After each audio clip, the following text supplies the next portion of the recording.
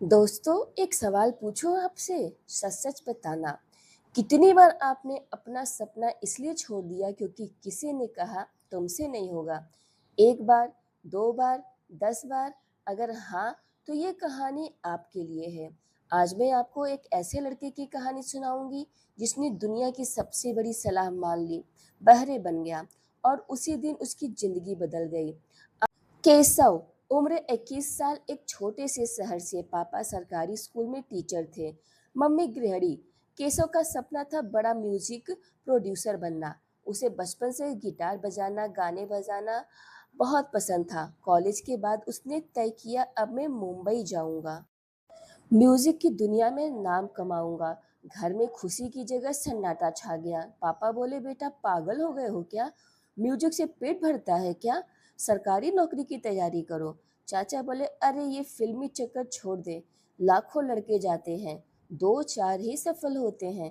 दोस्त बोले, भाई तेरा गला भी ठीक नहीं है, आवाज भी भारी है, छोड़ दे यार। केशव चुप हो गया। केशव मुंबई गया, एक छोटे से कमरे में रहा। दिन में कॉल सेंटर की नौकरी करता, रात में स्टूडियो में जाकर सीखता।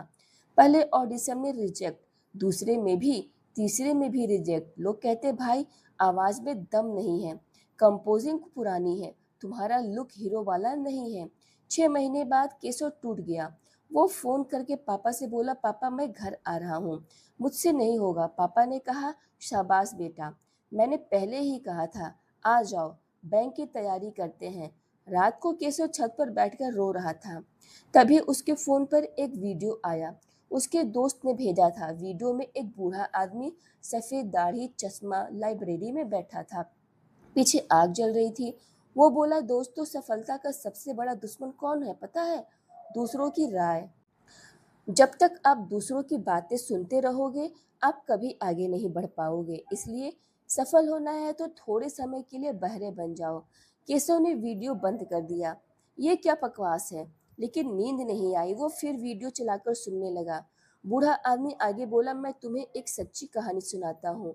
100 साल पहले एक टीचर ने एक बच्चे के माँ को चिट्ठी भेजी। उसमें लिखा था, आपका बेटा दिमाग से कमजोर है, इसे स्कूल से निकाल दो, ये कुछ नहीं सीख सकता। वो बच्चा रोते हुए घर आया। माँ ने चिट्ठी पढ़ी, फिर बेटे से कहा, बेटा टीचर ने लिखा है तुम सबसे होशियार हो, स्कूल वाले तुम्हें नहीं पढ़ा सकते। आप जानते हैं वो बच्चा कौन था? थॉमस एडिसन, जिसने बिजली का बल्ब बनाया, जिसने 1000 से ज्यादा आविष्कार किए। अगर एडिसन की माँ ने वो चिट्ठी सच मान ली होती, अगर एडिसन ने टीचर की बात सुन ली होती, तो आज हम अंधेरे में होते। केशव की रीढ़ में झुरझुरी दौड़ गई। बूढ़े गुरु ने कहा, देखो, बहरे बनने का मतलब ये नहीं है कि कान में रुई ठूस लो, मतलब ये है कि 3 तरह के लोगों की बात मत सुनो। जो खुद कुछ नहीं करते, जो खुद जिंदगी में फेल हैं, वे तुम्हें भी फेल देखना चाहते हैं ताकि उन्हें तसल्ली मिले।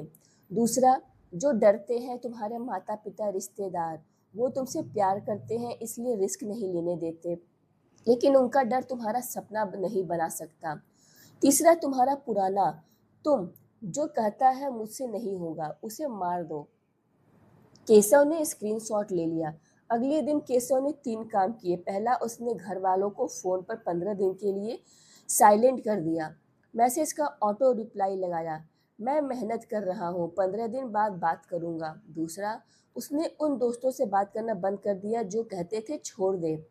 तीसरा, उसने रोज सुबह आईने के सामने खड़े होकर खुद से कहा, केशव तुझसे होगा, तू करेगा। पहले हफ्ते बहुत मुश्किल थी, अकेलापन, डर, पैसों की तंगी। दूसरे हफ्ते एक छोटा ब्रेक मिला।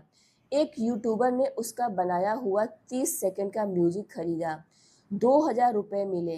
केशव रो पड़ा, मुझसे हो सकता है। 1 साल बीत गया। केशव ने 100 बार रिजेक्ट होने के बाद 101वीं बार एक वेब सीरीज के लिए बैकग्राउंड म्यूजिक बनाया। वो सीरीज हिट हो गई। केशव का नाम क्रेडिट में आया। फिर एक के बाद एक काम आने लगा। 2 साल बाद केशव घर आया, गाड़ी लेकर। पापा ने गले लगाया और बोले, बेटा माफ कर दे, हम डर गए थे।